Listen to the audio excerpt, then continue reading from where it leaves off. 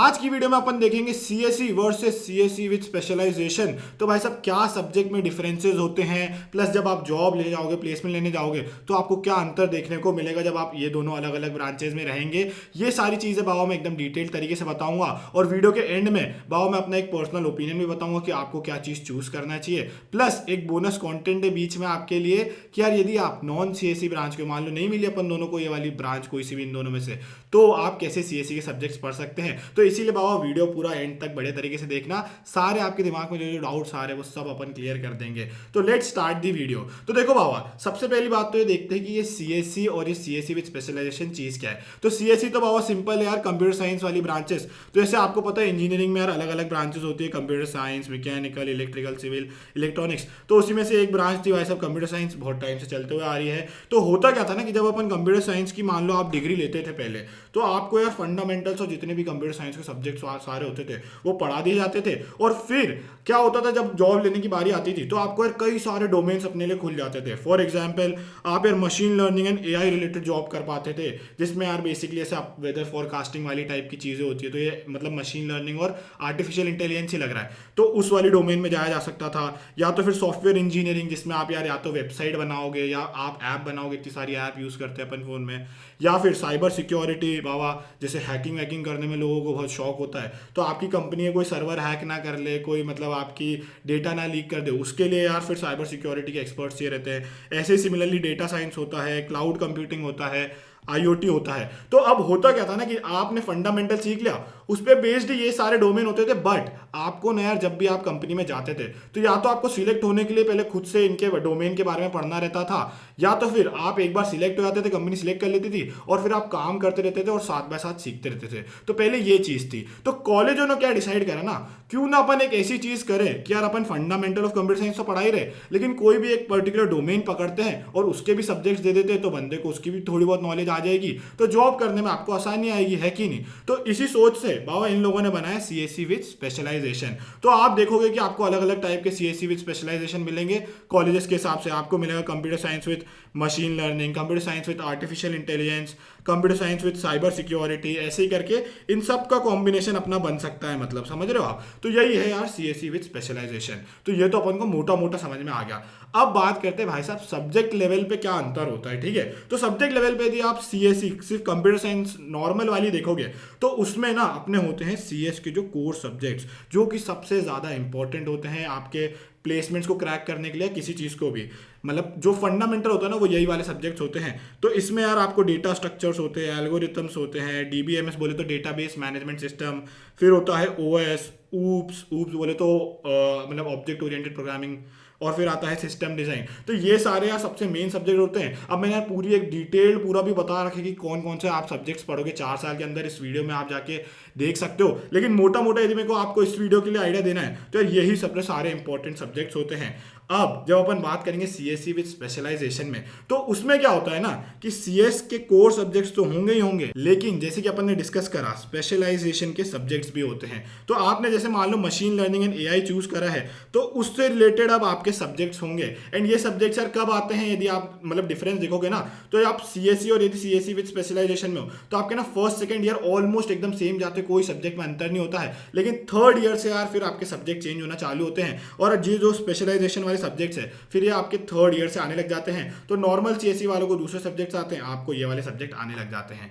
अब ये सुनते से सबसे पहला तो डाउट अपन को ये दिमाग में आता है, तो ऐसा है क्या भैया कि मान लो यदि मैं सीएसई लिया तो मैं मान लो एक साल में 8 सब्जेक्ट पढ़ रहा हूँ, और यदि मैंने सीएसई विद स्पेशलाइजेशन लिया तो मेरे को 8 सब्जेक्ट तो पढ़ने ही पड़ेंगे, प्लस ये 4 स्पेशलाइजेशन वाले भी पढ़ने पड़ेंगे, तो मेरे को तो ज़्यादा पढ़ना पड़ रहा है। तो बाबा इसका आंसर है कि ऐसा कुछ नहीं होता है। देखो अपन ने यहाँ पे डिस्कस करा है सीएस के कोर सब्जेक्ट्स। अब इसके अलावा भी बहुत सारे थोड़े लेस इंपॉर्टेंट सब्जेक्ट्स भी होते हैं, जो कि यार मैंने उस वीडियो में पूरा डिस्कस करा है। तो उनके रिप्लेसमेंट में बाबा ये वाले सब्जेक्ट्स आते हैं। तो ऐसा कुछ नहीं कि आपको इधर ज़्यादा सब्जेक्ट पढ़ने पड़ रहे हो, इधर कम पढ़ने रहते हैं, सब्जेक्ट्स ऑलमोस्ट इक्वल रहता है। तो यदि जो मतलब लोड वाले लेने की बात है कि यार बहुत ज़्यादा लोड आ जाएगा आप पे, तो ऐसा नहीं कि CS स्पेशलाइजेशन में आपको लोड आएगा, वैसा कुछ भी सीन नहीं होता है। अब बाबा अपने दिमाग में आते हैं दो डाउट्स। सबसे पहला तो क्या नॉन CSE वाला बंदा भी CS कोर के सब्जेक्ट्स को पढ़ के फिर अच्छी प्लेसमेंट ले सकता है? और दूसरा डाउट कि यार जब मान लो मैं नॉर्मल CS वाला सब्जेक्ट्स ले लिए, मैं CSE में ही हूँ सिर्फ, तो यार मैं क्या फिर ये स्पेशलाइजेशन वाले सब्जेक्ट्स तो पढ़ ही नहीं पाऊंगा? क्या ऐसा होता है क्या? तो अपन एक एक करके देखते हैं। तो सबसे पहला डाउट, चाहे बाबा आप CSE वाले ब्रांच के हो या नॉन CSE वाले ब्रांच के हो, आपके जो जितने भी कोर वाले जो सब्जेक्ट्स है ना, इसके लिए आपको यार भतेरों रिसोर्सेज मिल जाएंगे ऑनलाइन। कई सारे रिसोर्सेज है, जिसमें से एक तो बाबा ऐसा रिसोर्सेज है जहां पे आपको जितने भी कोर सब्जेक्ट्स है ना, वो यार IIT के प्रोफेसर्स खुद एकदम डिटेल तरीके से पढ़ा रहे होंगे। तो यार ये जो आपका कोर्स है ना, उसको जब आप कंप्लीट कर लोगे तो आपको IIT गुवाहाटी एक माइनर डिग्री भी दे रहा होगा, जिसकी वजह से यार आप जब यार जॉब में अप्लाई करोगे तो अपना जो पोर्टफोलियो प्रोफाइल दिखाओगे वो एकदम खतरनाक तरीके से स्ट्रांग हो जाएगा, क्योंकि आपके पास यार टैग वाला भी आ गया। एंड साथ ही साथ ये आपको यार जॉब अश्योरेंस भी दे रहे हैं, तो आपको यार जॉब्स के लिए फिर इधर उधर भटकना नहीं पड़ेगा। मान लो अपना यार कॉलेज इतना अच्छा नहीं है कि ऑन कैंपस तगड़ी प्लेसमेंट्स आ रहे हैं, तो यार आपको जॉब अश्योरेंस जब मिल जाता है तो आपको यार अपॉर्चुनिटीज मिलती है बैठने के लिए और अपने स्किल्स को शोकेस करने के लिए। तो ये एक प्रोग्राम बहुत ही अच्छा है, नॉन CSE स्टूडेंट हो या CSE, आपको यार कोर सब्जेक्ट्स पढ़ने का। तो इस IIT गुवाहाटी के प्रोग्राम का लिंक बाबा मैं आपको डिस्क्रिप्शन में दे दूंगा, तो आप जरूर से जाके चेकआउट कर सकते हैं। तो पहला डाउट तो अपना क्लियर हो गया। अब आता है बाबा दूसरा डाउट कि यार एक नॉर्मल CSE वाला बंदा स्पेशलाइजेशन कर सकता है नहीं कर सकता? तो बाबा इसके लिए अपन को समझना होगा कि यार देखो, कॉलेज में ना एक बढ़िया चीज भी होती है। आपके सिलेबस में ना क्या करा गया है अब चेंजेस, कॉलेज ने एक नई चीज, एक नया प्राणी लेके आए हैं, इलेक्टिव नामक। अब क्या होता है ना, आपकी जब थर्ड फोर्थ ईयर में, फर्स्ट सेकंड ईयर में तो आपके सारे सब्जेक्ट्स मतलब जो जो सिलेक्टेड होते हैं वही होते हैं, बट थर्ड फोर्थ ईयर में ना यार आपका मतलब फ्लेक्सिबिलिटी लाने के लिए क्या करा है ना कॉलेज वालों ने, एक इलेक्टिव रख दिया है। अब इलेक्टिव में बेसिकली ना आप देखोगे तो कई सारे अलग अलग डोमेन्स के सब्जेक्ट्स होते हैं, है ना, मशीन लर्निंग के subject, software engineering, cyber security, data science, basically ऐसे जो स्पेशलाइजेशन के डोमेन्स थे, इन सब के आपको अलग अलग सब्जेक्ट हो, और भी इससे भी अलावा बहुत सारे सब्जेक्ट होते हैं। तो ऐसे कई सारे सब्जेक्ट होते हैं, एंड अब आप उसमें से यार कोई भी एक दो सब्जेक्ट्स पिक कर सकते हो हर सेमेस्टर में। सेमेस्टर मतलब यार बाबा एक साल में 2 सेमेस्टर होते हैं, तो एक एक सेमेस्टर में आपको चॉइस दी जाती है कि आप अपने इच्छा से कोई भी सेमेस्टर में मतलब ये कोर्सेज सिलेक्ट कर लो। तो अब इस वजह से जैसे मान लो मेरे को यार मशीन लर्निंग सीखनी है, मशीन लर्निंग करनी है, तो यार मैं जो ये इलेक्टिव है उसमें मशीन लर्निंग रिलेटेड वाले सब्जेक्ट्स ले लूंगा, और फिर यार बाबा मैं मशीन लर्निंग वाली चीज़ पढ़ लूंगा उसमें अच्छी तरीके से। तो इस प्रकार से यार बाबा आप भी ये मतलब कोई भी जो आपके इंटरेस्ट में आ रहा होगा उनको सिलेक्ट करके पढ़ सकते हो इस रामबाण इलाज से। ठीक है, तो ये वाला डाउट अपना हो गया क्लियर। अब बात करते हैं बाबा जॉब्स एंड प्लेसमेंट्स की। तो देखो मैं आपको एकदम ना ग्राउंड रियलिटी बताता हूँ, मैं खुद भी अभी 2 साल पहले प्रॉपर मतलब इंटर्नशिप प्लेसमेंट लेके निकला हुआ हूँ, और अभी भी मैं जॉब मार्केट को देख रहा हूँ। तो सीन क्या होता है ना कि जितने भी टॉप MNC कंपनीज होती है उनका क्या सीन है कि वो ना यार जेनरिक मतलब उनके पास कितने सारे प्रोजेक्ट्स चल रहे होते हैं बड़ी बड़ी कंपनीज में, तो उनको ऐसा नहीं होता कि हम यार जब फ्रेशर्स ले रहे किसी को तो एकदम डोमेन स्पेसिफिक फ्रेशर्स लेंगे कि यार मतलब फ्रेशर को MLAI आना चाहिए या फ्रेशर को साइबर सिक्योरिटी आना चाहिए। वो क्या करते हैं यार, उनको चाहिए फ्रेश टैलेंट, यंग टैलेंट जिनका दिमाग एकदम बढ़िया चल रहा है, फ्रेश आइडियाज है। तो वो इसीलिए क्या करते हैं ना, प्रोजेक्ट स्पेसिफिक कभी भी नहीं लेते हैं, एक जेनेरिक आपको इंजीनियर्स को रिक्रूट करते हैं, एंड फिर आपको यार हर इंजीनियर्स को अलग अलग प्रोजेक्ट्स में अलाइन कर देते हैं, और आपको यार प्रोजेक्ट के हिसाब से मतलब ट्रेनिंग दी जाती है कि इसके हिसाब से आप ये चीज़ें सीखो, और साथ ही साथ फिर आप काम करना स्टार्ट कर देते हो। तो जितने भी आप यदि MNC देखोगे ना तो मैक्सिमम यार ऐसे ही रिक्रूट करती है।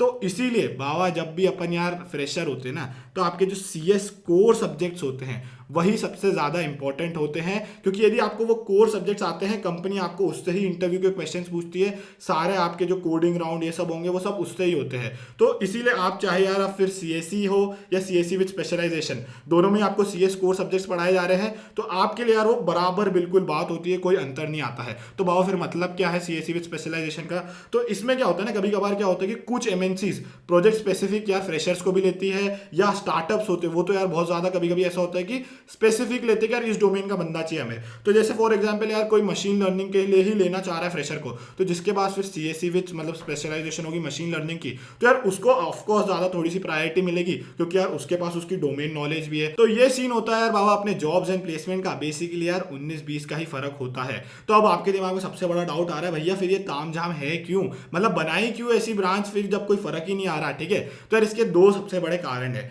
सबसे पहला कारण तो आप देखो ध्यान से सुनना, आप क्या होता है ना कि अपने पास जैसे CSE नॉर्मल वाला कैसे मशीन लर्निंग या ये साइबर सिक्योरिटी वाले सब्जेक्ट पढ़ पाता है इलेक्टिव के थ्रू। अब होता क्या है ना कि जब आप CSE नॉर्मल वाले स्टूडेंट हो और आपके 3rd ईयर और 4th ईयर में इलेक्टिव्स के लिए आपको चूज करना रहता है, तो यार एक सीएसई बंदी के लिए ना हर अलग अलग मान लो ये मशीन लर्निंग है, सॉफ्टवेयर इंजीनियरिंग है, साइबर सिक्योरिटी है, तो इनके ना एकदम लिमिटेड सीट होते हैं, मान लो सबके 10-10 सीट होते हैं। तो अब क्या होगा कि आपने मान लो थर्ड ईयर में तो मशीन लर्निंग वाले सब्जेक्ट्स पकड़ लिए और आपको यार सीट मिल भी गई और आपने बढ़िया तरीके से पढ़ लिया, लेकिन जब फोर्थ ईयर में आप गए और आपको इलेक्टिव चूज करने की बारी आई, क्योंकि इतने लिमिटेड सीट होते हैं, मान लो अपन को मशीन लर्निंग का नहीं मिला, तो आपको भाई साहब फिर डेटा साइंस या क्लाउड कंप्यूटिंग वाला लेना पड़ेगा। तो इससे हुआ क्या कि यार आपने मशीन लर्निंग के ही जो इंपॉर्टेंट सब्जेक्ट्स होते हैं वो नहीं पढ़ पाए। लेकिन यही यदि अपना यार सीएससी विद मान लो मशीन लर्निंग होता, तो आपके जो सब्जेक्ट्स होते वो तो यार पक्के से मशीन लर्निंग वाले ही होते, तो आपने यार मशीन लर्निंग के जितने इंपॉर्टेंट वाले जो मोटे मोटे सब्जेक्ट होते हैं वो कवर कर लिए होते। और दूसरा रीजन तो बाबा ये है कि यार कॉलेज वालों ने सिंपल यार सीट बढ़ाने की एक टेक्निक ढूंढी है,